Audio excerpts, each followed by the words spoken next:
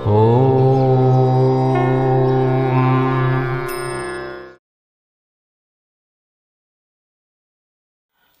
ವೀಕ್ಷಕರೇ, ನಾನು ನಿಮ್ಮ ವಿ.ಕೆ. ಶರ್ಮಾ ಪುರೋಹಿತ.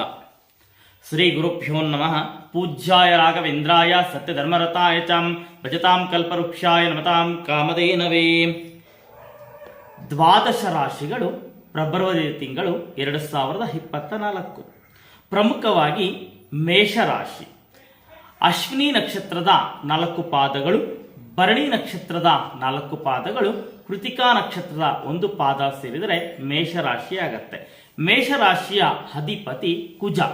ಈ ಮೇಷರಾಶಿಗೆ ಫೆಬ್ರವರಿ ತಿಂಗಳಲ್ಲಿ ಕುಟುಂಬದಲ್ಲಿ ನೆಮ್ಮದಿ, ಸಂತೋಷ ಇರಲಿದೆ. ಈ ಮೇಷರಾಶಿಯಲ್ಲಿರುವಂತಹ ವಿದ್ಯಾರ್ಥಿಗಳಿಗೆ ಶುಭಕರವಾಗಿರುತ್ತೆ. ಇವರು ದೇವಿ ಆರಾಧನೆ ಮಾಡಿದರೆ ಉತ್ತಮ ಫಲ ಲಭಿಸಲಿದೆ. 2ನೇ ರಾಶಿಯು ವೃಷಭ ರಾಶಿ. ಕೃತಿಕಾ ನಕ್ಷತ್ರದ 3 ಪಾದಗಳು ಮತ್ತು ರೋಹಿಣಿ ನಕ್ಷತ್ರದ 4 ಪಾದಗಳು, ಮೃಗಶಿರ ನಕ್ಷತ್ರದ 2 ಪಾದಗಳು ಸೇರಿದೆ ವೃಷಭ ರಾಶಿಯಾಗಲಿದೆ. ವೃಷಭ ರಾಶಿಯ ಅಧಿಪತಿ ಶುಕ್ರ. ಈ ವೃಷಭ ರಾಶಿಗೆ ಫೆಬ್ರವರಿ ತಿಂಗಳಲ್ಲಿ ಯಾವ ರೀತಿಯಾಗಿ ಇರಲಿದೆ ಅಂದರೆ ದ್ರವ್ಯ ಲಾಭ, ನೆಮ್ಮದಿ ಇರಲಿದೆ. ಮನೆಯಲ್ಲಿ ಶಾಂತಿಯ ಸಂತೋಷ ನೆಲೆಸಿದೆ. ಇವರು ವೃಷಭ ರಾಶಿಯವರು ಕೇತು ಗ್ರಹವನ್ನ ಆರಾಧನೆ ಮಾಡಿದರೆ ಉತ್ತಮ ಫಲ ಲಭಿಸಲಿದೆ. 3ನೇ ರಾಶಿ ಮಿಥುನ ರಾಶಿ. ಮಿಥುನ ರಾಶಿಯಲ್ಲಿ ಮೃಗಶಿರ ನಕ್ಷತ್ರದ 2 ಪಾದಗಳು, ಆರಿದ್ರ ನಕ್ಷತ್ರದ 4 ಪಾದಗಳು, ಪುನರ್ವಸು ನಕ್ಷತ್ರದ 3 ಪಾದಗಳು ಸೇರಿದರೆ ಮಿಥುನ ರಾಶಿಯಾಗಲಿದೆ. ಮಿಥುನ ರಾಶಿಯ ಅಧಿಪತಿ ಬುಧ ಗ್ರಹ. ಈ ಮಿಥುನ ರಾಶಿಯವರಿಗೆ ಧನಲಾಭವಾಗಲಿದೆ ಮತ್ತು ಮೋಸ ಮಾಡುವಂತಹ ವ್ಯಕ್ತಿಗಳಿಂದ ದೂರವಿದ್ದರೆ ತುಂಬಾ ಉತ್ತಮ. ಈ ಮಿಥುನ ರಾಶಿಯವರು ನಾಗಕ್ಷೇತ್ರಕ್ಕೆ ಎಲ್ಲಾದರೂ ಕುಕ್ಕೆ ಸುಬ್ರಹ್ಮಣ್ಯ ಆಗಿರ್ಬೋದು, ಘಾಟಿ ಸುಬ್ರಹ್ಮಣ್ಯ ಆಗಿರ್ಬೋದು, ಎಲ್ಲಾದರೂ ಭೇಟಿ ಕೊಟ್ಟರೆ ಫೆಬ್ರವರಿ ತಿಂಗಳಲ್ಲಿ ಮಾಘಸ್ನಾನವನ್ನು ಮಾಡಿದರೆ ಉತ್ತಮ ಫಲ ಲಭಿಸಲಿದೆ. ದ್ವಾದಶ ರಾಶಿಯಲ್ಲಿ 4ನೇದು ಕಟಕ ರಾಶಿ, ಕರ್ಕಾಟಕ ರಾಶಿ ಅಂತ ಕರೀತಾರೆ. ಅದಕ್ಕೆ ಪುನರ್ವಸು ನಕ್ಷತ್ರದ 1 ಪಾದ, ಅದೇ ರೀತಿಯಾಗಿ ಪುಷ್ಯ ನಕ್ಷತ್ರದ 4 ಪಾದಗಳು, ಆಶ್ಲೇಷ ನಕ್ಷತ್ರದ 4 ಪಾದಗಳು ಸೇರಿದರೆ ಕಟಕ ರಾಶಿ ಆಗಲಿದೆ. ಕಟಕ ರಾಶಿಯ ಅಧಿಪತಿ ಚಂದ್ರ. ಕಟಕ ರಾಶಿಯವರಿಗೆ ಕುಟುಂಬದಲ್ಲಿ ನೆಮ್ಮದಿ, ಸಂತೋಷ ಇರಲಿದೆ. ಇವರು ಸೂರ್ಯ ದೇವನಿಗೆ ಆರಾಧನೆ ಮಾಡಿದರೆ ಉತ್ತಮ ಫಲ ಲಭಿಸಲಿದೆ. ದ್ವಾದಶ ರಾಶಿಗಳಲ್ಲಿ 5ನೇ ರಾಶಿ ಸಿಂಹ ರಾಶಿ.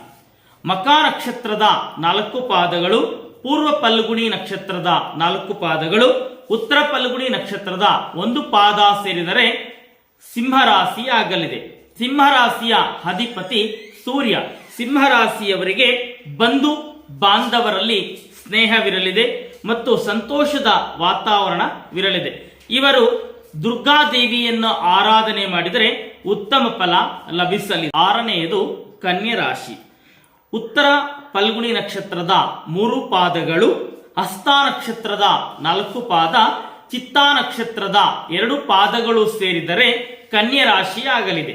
ಕನ್ಯಾ ರಾಶಿಯ ಅಧಿಪತಿ ಬುಧ.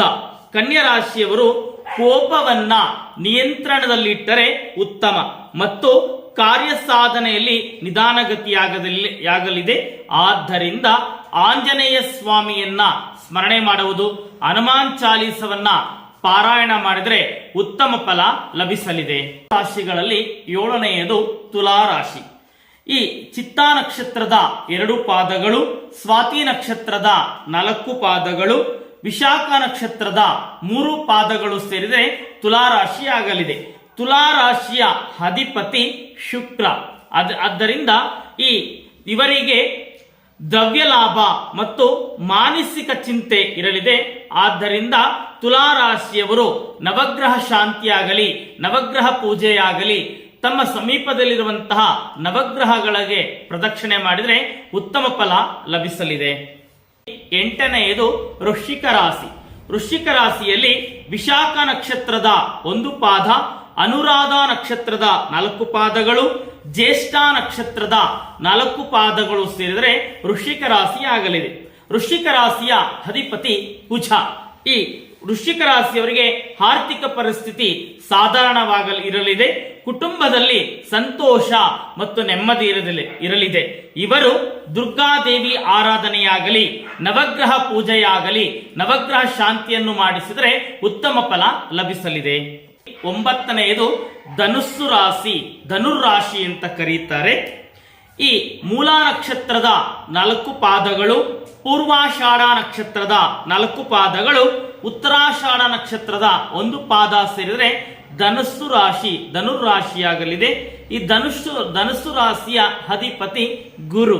ಇವರಿಗೆ ಉತ್ತಮ ಲಾಭ, ಆರೋಗ್ಯ ಸುಧಾರಣೆಯಾಗಲಿದೆ. ಈ ಧನುರ್ರಾಶಿಯವರು ಕೇತು ಗ್ರಹವನ್ನ ಆರಾಧನೆ ಮಾಡಿದರೆ ಉತ್ತಮ ಫಲ ಲಭಿಸಲಿದೆ. 12 ರಾಶಿಗಳಲ್ಲಿ 10ನೆಯದು ಮಕರ ರಾಶಿ. ಮಕರ ರಾಶಿ ಎಂದರೆ ಉತ್ತರಾಷಾಢ ನಕ್ಷತ್ರದ 3 ಪಾದಗಳು, ಶ್ರವಣ ನಕ್ಷತ್ರದ 4 ಪಾದಗಳು, ಧನಿಷ್ಠ ನಕ್ಷತ್ರದ 2 ಪಾದಗಳು ಸೇರಿದರೆ ಮಕರ ರಾಶಿ ಆಗಲಿದೆ. ಮಕರ ರಾಶಿಯ ಅಧಿಪತಿ ಶನಿ. ಆದ್ದರಿಂದ ಇವರು ಶುಭವಾರ್ತೆಯನ್ನ ಕೇಳಲಿದ್ದಾರೆ. ಇವರು ಬಂಧು ಮಿತ್ರರಲ್ಲಿ ಎಚ್ಚರಿಕೆಯಿಂದಿರುವುದು ಉತ್ತಮ. ಈ ಮಕರ ರಾಶಿಯವರು ನರಸಿಂಹಸ್ವಾಮಿಯನ್ನ ಆರಾಧನೆ ಮಾಡಿದರೆ ಉತ್ತಮ ಫಲ ಲಭಿಸಲಿದೆ. 12 ರಾಶಿಗಳಲ್ಲಿ 11ನೆಯದು ಕುಂಭರಾಶಿ.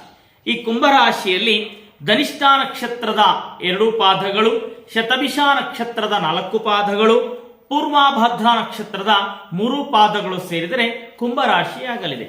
ಕುಂಭರಾಶಿಯ ಅಧಿಪತಿ ಶನಿ. ಈ ಕುಂಭರಾಶಿಯವರಿಗೆ ಆರೋಗ್ಯದ ಕಡೆ ಗಮನ ಹರಿಸುವುದು ಉತ್ತಮ.